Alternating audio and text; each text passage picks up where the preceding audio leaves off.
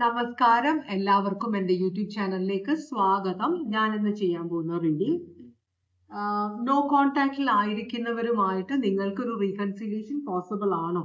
അപ്പോൾ ഇന്നലെ നീ നോ കോൺടാക്റ്റിലേക്ക് പോയവരായിരിക്കാം, നിങ്ങളെ ബ്ലോക്ക് ചെയ്തിട്ട് പോയവരായിരിക്കാം, നിങ്ങളെ അബാൻഡൻ ചെയ്ത് പോയവരായിരിക്കാം, അല്ലെങ്കിൽ വർഷങ്ങളായിട്ട് നിങ്ങൾ കാത്തിരിക്കുകയാണ്, നോ കോൺടാക്റ്റിലാണ്, ഇതുവരെ കോൺടാക്റ്റ് ഉണ്ടായിട്ടില്ല.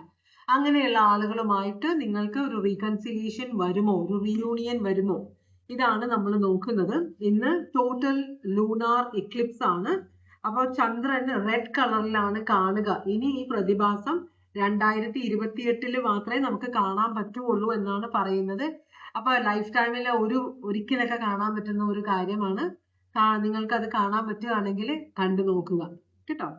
അപ്പോ ഞാൻ ഇന്ന് എടുക്കാൻ പോകുന്ന റീഡിംഗ് ഇത് ജനറൽ റീഡിംഗ് ആണ്, എല്ലാവർക്കും റെസനേറ്റ് ചെയ്യില്ല. ചന്ദ്രന്റെ ഇൻഫ്ലുവൻസ് നമ്മളുടെ മനുഷ്യരിലും ജീവജാലങ്ങളിലും കടലിലും വേലിയേറ്റവും വേലിയിറക്കവും എല്ലാം കടലിലുണ്ടാകുന്നത് ചന്ദ്രന്റെ പ്രതിഭാസം കൊണ്ടാണെന്നാണ് പറയുന്നത്. അപ്പോ ചന്ദ്രന് നമ്മളിലൊക്കെ നല്ല ഇൻഫ്ലുവൻസ് ഉണ്ട് എന്നാണ് പറയുന്നത്. സയന്റിഫിക് ആയിട്ടാണെങ്കിലും അല്ലെങ്കിലും അസ്ട്രോളജി ആണെങ്കിലും ഒക്കെ അതാണ് പറയുന്നത്. അപ്പം ചിലപ്പോൾ ഇന്ന് നമുക്ക് കുറച്ച് മൂഡ് ഫ്ലക്ച്വേഷനോ സങ്കടം വരികയോ സന്തോഷം വരികയോ ഒക്കെ ചെയ്യാൻ ചാൻസ് ഉണ്ട്. അപ്പോൾ നമ്മളത് വലിയ കാര്യമാക്കണ്ട, അതൊക്കെ മാറും. ദേഷ്യം വരികയാണെങ്കിൽ അത് ആ ഒരു സമയത്തിന്റെ ആണെന്ന് വിചാരിക്കുക കേട്ടോ. അപ്പൊ അങ്ങനെ പെട്ടെന്ന് ദേഷ്യം വരുന്ന ആർക്കെങ്കിലും ദേഷ്യപ്പെടുകയൊക്കെ ചെയ്യണമെങ്കിൽ അവരോട് ക്ഷമിക്കുക, കാരണം ഇന്നത്തെ ദിവസത്തിന്റെ ഒരു പ്രത്യേകത ആയിരിക്കാം. അപ്പൊ നമുക്ക് റീഡിങ്ങിലേക്ക് പോകാം. ഓറക്കൽ മെസ്സേജ് വെച്ചാണ് തുടങ്ങുന്നത്. ഭഗവാനെ ഭഗവാനെ നമ ശിവായ, ഓം നമ ശിവായ, ഓം നമ ശിവായ, ഓം നമ ശിവായ, ഓം നമ ശിവായ, ഓം നമ ശിവായ, ഓം നമ ശിവായ. ഭഗവാനെ ഓം നമ ശിവായ. ഒരു കാർഡ് വീണിട്ടുണ്ട്. അജ്ഞാനത്തിൽ നിന്ന് ജ്ഞാനത്തിലേക്ക് പോകുക, അറിവ് നേടുക എന്നാണ് ഈ കാർഡിന്റെ അർത്ഥം. ത്രിശൂലമാണ്. ത്രിശൂലം പ്രകാശം ഉണ്ടാക്കുന്നതാണ്, അജ്ഞതയെ മാറ്റുന്നതാണ്, ഇരുളിനെ ഭേദിക്കുന്നതാണ് ത്രിശൂലം. അപ്പൊ ഒരു കാർഡ് മാത്രമേ വന്നിട്ടുള്ളൂ കേട്ടോ, ഷഫിൾ ചെയ്തിട്ട് വന്നില്ല. അപ്പൊ ഇത് അജ്ഞാനം, നിങ്ങള് വെളിച്ചത്തിലേക്ക് വരിക, എന്ന അറിവിലേക്ക് വരിക, കാര്യങ്ങൾ തിരിച്ചറിയുക, സിറ്റുവേഷൻ അവസ്ഥ അറിയുക, ഇതൊക്കെയാണ് ഉദ്ദേശം. അപ്പൊ നമുക്ക് റീഡിങ്ങിലേക്ക് പോകാം. ആദ്യം നമ്മൾ നോക്കാൻ പോകുന്നത് നിങ്ങൾ തമ്മിലുള്ള ഇപ്പോഴത്തെ എനർജി എന്താണ്. പോയ ആളാണെങ്കിലും ആ വ്യക്തിയുമായിട്ട് നിങ്ങൾക്ക് ഇപ്പോഴും കണക്ഷൻ ഉണ്ടെങ്കിൽ ചിലപ്പോ അതൊരു ടെലിപ്പതിക്കൽ കണക്ഷൻ ആയിരിക്കാം, നിങ്ങളായിട്ട് പിടിച്ചു വെച്ചിരിക്കുന്നതായിരിക്കാം, അറിയില്ല. എന്തായാലും എന്താണ് ആ ഇപ്പോഴത്തെ റിലേഷൻഷിപ്പിന്റെ ഓവറോൾ എനർജി എന്താണെന്ന് നമുക്ക് നോക്കാം കേട്ടോ. ഭഗവാനെ ഓം നമ ശിവായ, ഓം നമ ശിവായ, ഓം നമ ശിവായ. ഭഗവാനെ ഓം നമ ശിവായ, ഓം നമ ശിവായ. എനർജി ബ്ലോക്ക് വരുന്നുണ്ട് എനിക്ക്.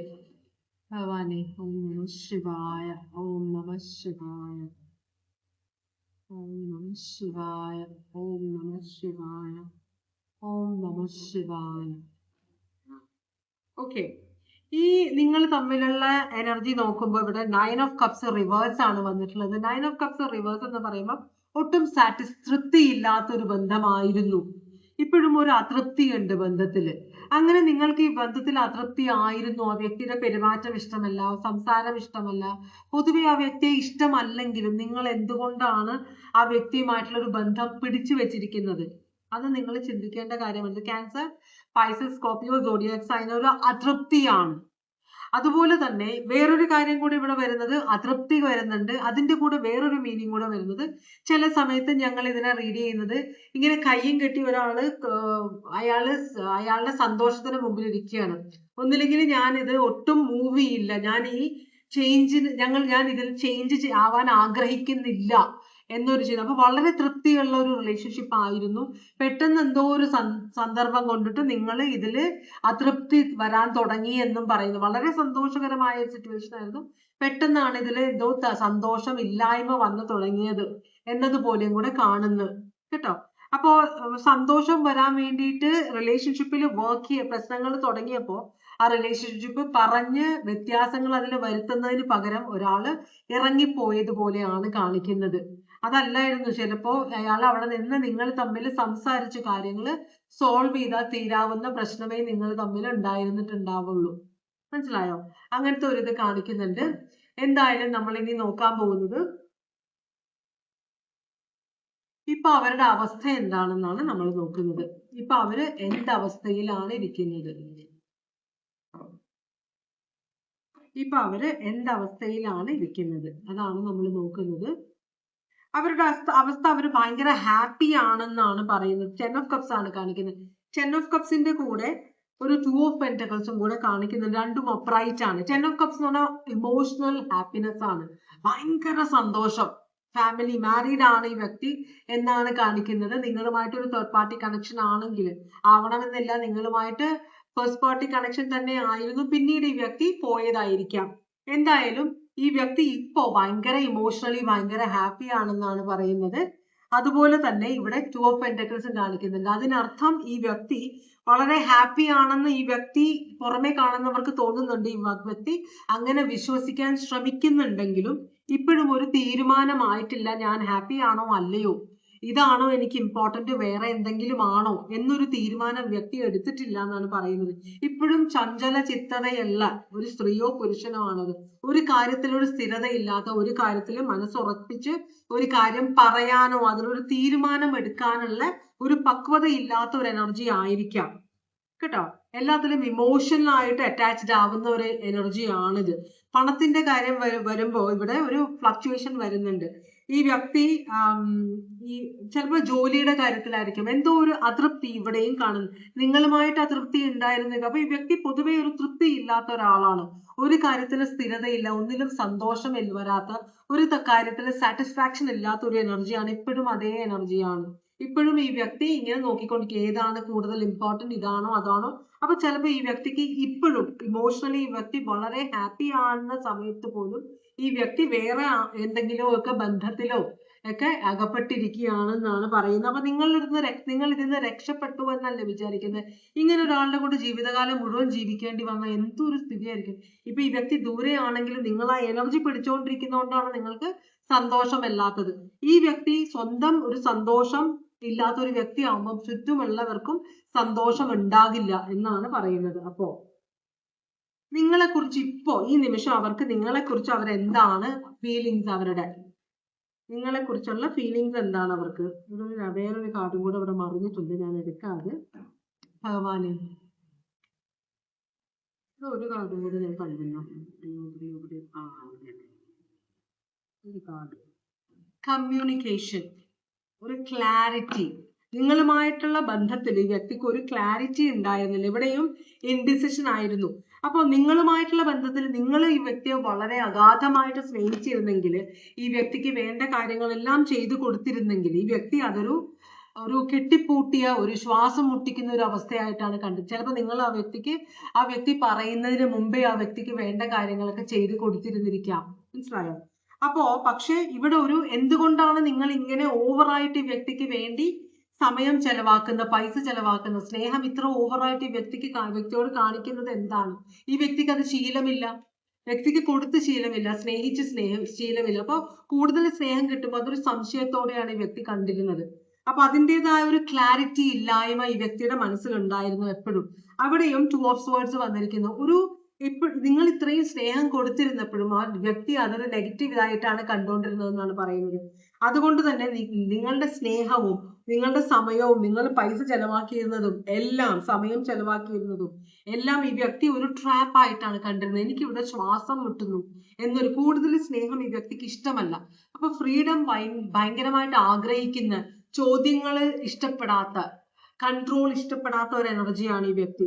അപ്പൊ നിങ്ങളുമായിട്ടുള്ള കാര്യത്തിൽ ക്ലാരിറ്റി ഇല്ലായിരുന്നു. നിങ്ങൾ എന്തിനാണ് ഇത്രയും എന്നെ സ്നേഹിച്ചിരുന്നത്, എനിക്ക് വേണ്ടി ഇത്രയും സമയം ചെലവിട്ടത് എന്തിന് എന്നൊരു സംശയം ഈ വ്യക്തിയുടെ മനസ്സിൽ അപ്പോഴും ഉണ്ട്, ഇപ്പോഴും ഉണ്ടെന്നാണ് പറയുന്നത്. അപ്പൊ നിങ്ങൾ ഈ വ്യക്തിക്ക് മനസ്സിലായിട്ടില്ല, കൂടുതൽ സ്നേഹം കൊടുത്തത് കൊണ്ട് എന്താണ് ഇവിടെ ഒരു പ്രശ്നം, എന്തോ ഒരു പ്രശ്നം ഉള്ളത് കൊണ്ടാണല്ലോ, എന്നെ ട്രാപ്പ് ചെയ്യാൻ വേണ്ടിയിട്ടാണോ? അതുകൊണ്ട് തന്നെ ഇവിടെ എനിക്കൊരു തീരുമാനം എടുക്കാൻ പറ്റില്ല. നിങ്ങളെ സ്നേഹിക്കണോ, നിങ്ങളെ ഉപേക്ഷിച്ച് പോകണോ എന്നൊരു തീരുമാനം ഈ വ്യക്തിക്ക് ഭയങ്കര ബുദ്ധിമുട്ടായിരുന്നു. നിങ്ങളുടെ സ്നേഹം ഈ വ്യക്തിക്ക് ഒരു ചങ്ങലയായിട്ടാണ് ഫീൽ ചെയ്തിരുന്നതെന്നാണ് പറയുന്നത് ഇവിടെ. മനസ്സിലാവുണ്ടോ? അപ്പൊ അങ്ങനെ ഒരു പ്രശ്നം ഇവിടെ കാണിക്കുന്നുണ്ട് കേട്ടോ. ഭയങ്കര സ്ട്രോങ് ആയിട്ട് ഒരു കൺഫ്യൂസ്ഡ് ആണ് ഈ വ്യക്തി, മൊത്തത്തിൽ ഒരു കൺഫ്യൂഷൻ ഉള്ളതാണ്.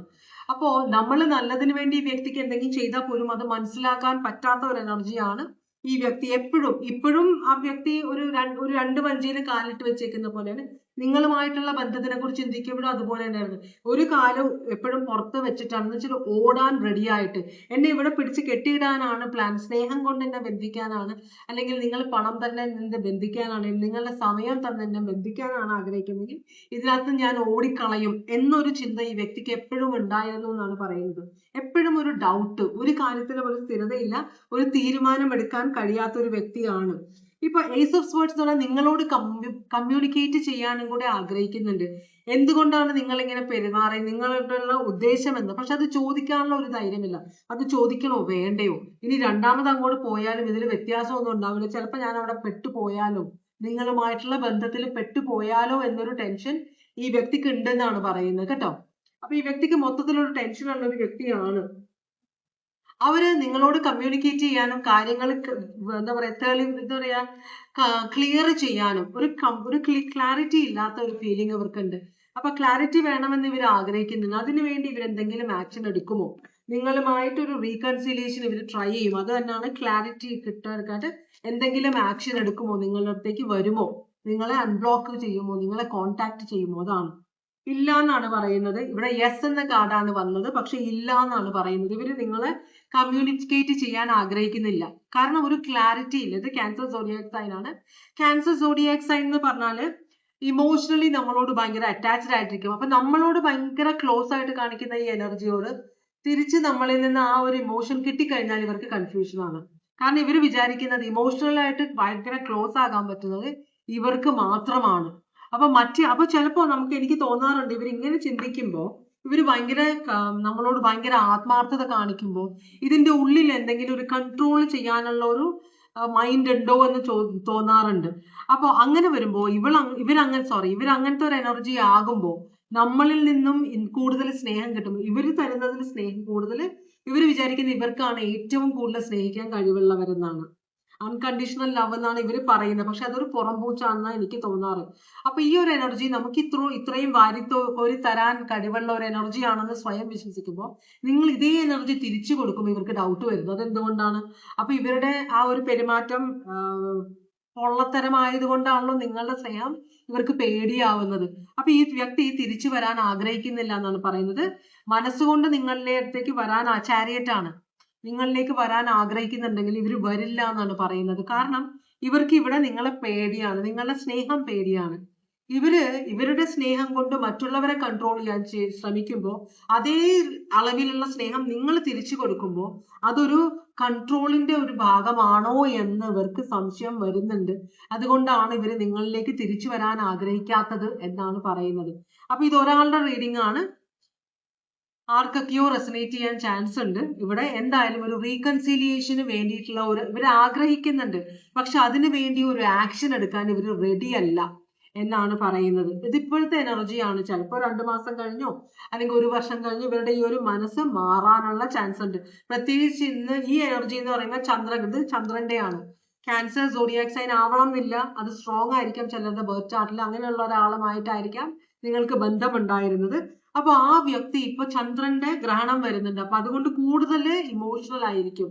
അപ്പൊ അതുകൊണ്ട് കൂടി കൂടുതൽ ഭയമുള്ള ഒരു എനർജി ആയിരിക്കും. അതുകൊണ്ടായിരിക്കും ഇപ്പോ നോ എന്ന് പറയുന്നത് കേട്ടോ. ഇപ്പൊ വരാൻ ആഗ്രഹിക്കുന്നില്ല, ഞാൻ ആക്ഷൻ എടുക്കില്ല ഇതിന് വേണ്ടിയിട്ട്. എനിക്ക് ആഗ്രഹമുണ്ട് റീകൺസിലിയേഷൻ, പക്ഷെ ഞാൻ ആക്ഷൻ എടുക്കില്ല. അപ്പൊ ഒരു ക്യൂരിയോസിറ്റി ഉണ്ട്, നിങ്ങൾ എന്തുകൊണ്ടാണ് ഈ വ്യക്തിയെ പോലെ തന്നെ പെരുമാറുന്നത് എന്ന് അറിയാനുള്ള ഒരു ആഗ്രഹമുണ്ട്. പക്ഷെ അത് അറിയാനുള്ള ആ ഒരു ആക്ഷൻ ഈ വ്യക്തി എടുക്കില്ല. അതുകൊണ്ട് തന്നെ തൽക്കാലത്തേക്ക് ഒരു റീകൺസിലിയേഷൻ ഇവര് ട്രൈ ചെയ്യില്ല എന്നാണ് പറയുന്നത്. ക്യാൻസർ സോഡിയാക് ആണിത്, സ്ട്രോങ് ക്യാൻസർ ആണിത്. അപ്പൊ ഇതാണ് ഇന്നത്തെ റീഡിംഗ്. ഇതുവരെ എന്റെ റീഡിംഗ് കണ്ടുകൊണ്ടിരുന്ന എല്ലാവർക്കും വളരെയധികം നന്ദി. എല്ലാവർക്കും ഭഗവാൻ സന്തോഷവും സമാധാനവും സംതൃപ്തിയും സമൃദ്ധിയും ആയുരാരോഗ്യ സൗഖ്യവും അനുഗ്രഹിച്ച് നൽകാൻ ഇടയാകട്ടെ എന്ന് ആശംസിക്കുന്നു. വീണ്ടും ഒരു റീഡിംഗുമായിട്ട് വരാം. എല്ലാവരും സേഫ് ആയിട്ടിരിക്കുക. Take care. Bye bye.